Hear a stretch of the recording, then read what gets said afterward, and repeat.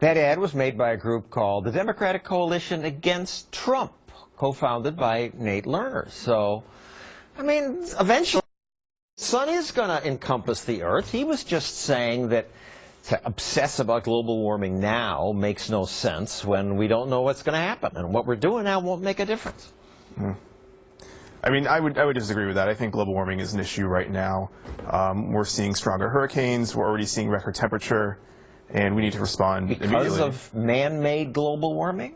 Yeah, we can measure the amount of carbon dioxide and greenhouse gases in the atmosphere, and they're at the highest they've been in centuries. And we've had a really quiet hurricane season for several years. Had this one big hurricane this year. It's been quieter.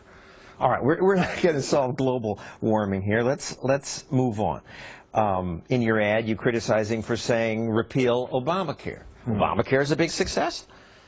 Yeah, I would say so, yes. I think insurance companies are dropping out. They are, but overall it achieved its goal. We see more Americans have health coverage now as a result of Obamacare than any other point in our nation's history. And despite that, though, our mission was really to show the generation that helped elect Barack Obama that this candidate, Gary Johnson, does not side with him on this issue. That's definitely true. Let's turn to the minimum wage. Hillary Clinton wants a higher minimum wage, of course. Now the wage is $7.25. She wants it to be $12, maybe $15.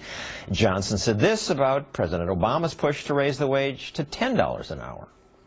Minimum wage. Look, I think he's missing the boat. Why doesn't he raise it to $75 an hour? Well, of course you can't raise it to $75 an hour because then prices would go way up and nobody would be able to afford to hire anybody. Why not let the marketplace arrive at that? Why not? Well, so minimum wage, it's so easy to simplify it to that. But when you look at what's happening right now, you know, an average worker who's working at Walmart, for example, working 30, 40 hours a week, still has to support their family. That's not right. And, you know, minimum wage is not the perfect solution, but it's the best one we have right now. And it doesn't have horrible unintended consequences, killing jobs? No, I don't believe the data shows that. And if you look at Seattle, for example, they're doing extremely well, and their minimum wage is very high. A lot of other states have had success with that. I was actually on a campaign in Arkansas to help raise their minimum wage, and folks there voted for it by over 67%. It's popular, but it's dumb economics, and Seattle isn't doing very well. Well, Seattle, it's Seattle. It doesn't do badly, but the wage certainly hasn't helped. But again, we're not going to resolve that here. Hillary voted to invade Iraq. She pushed for regime change in Libya, approved drone strikes in Pakistan, wanted to arm rebels in Syria, and wants to enforce a no-fly zone in Syria, which might mean shooting down Russian planes. You progressives want that?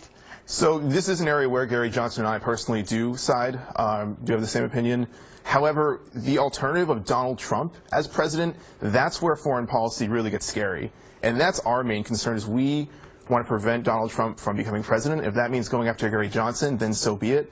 And if that means electing a big hawk, so be it? Absolutely. Hillary Clinton is so much better in every single capacity to a Donald Trump presidency as the alternative.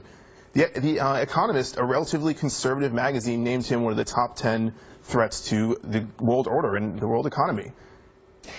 Well, we're not Trump supporters here. No, I know. The Democratic Coalition's anti-Trump ad lists a bunch of things that Bernie and Hillary support, but Johnson doesn't. He doesn't oppose the TPP, trade agreement.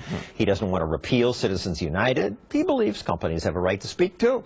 He doesn't want more gun control. He doesn't want to lower the cost of college. That's a smear. I mean, he'd be happy to lower the cost of college, but your way just screws taxpayers, takes from and gives it to the relatively affluent to subsidize college.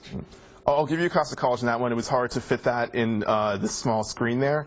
But if you look at all the other issues in general, they don't line up. And I can't fathom how a Bernie Sanders supporter can vote for someone like this, who ideologically they are so different than. And in my opinion, you are not a real Bernie Sanders supporter, or you never were, if you vote for Gary Johnson this year. You're probably right. I mean, Bernie wants bigger government, and Johnson wisely doesn't. There are issues that we agree on, Johnson and you and me, mostly about immigration, civil liberties, legalizing marijuana, gay marriage, pro-choice, criminal justice reform. It's a lot. Yeah, absolutely. I mean, he's a likable guy, and there is a reason so many millennials especially have been drawn to him. But when you look at his overall policy points, they so strongly contradict the centerpieces of Bernie Sanders' campaign and of progressives. Thank goodness. Thank you, Nate Lerner.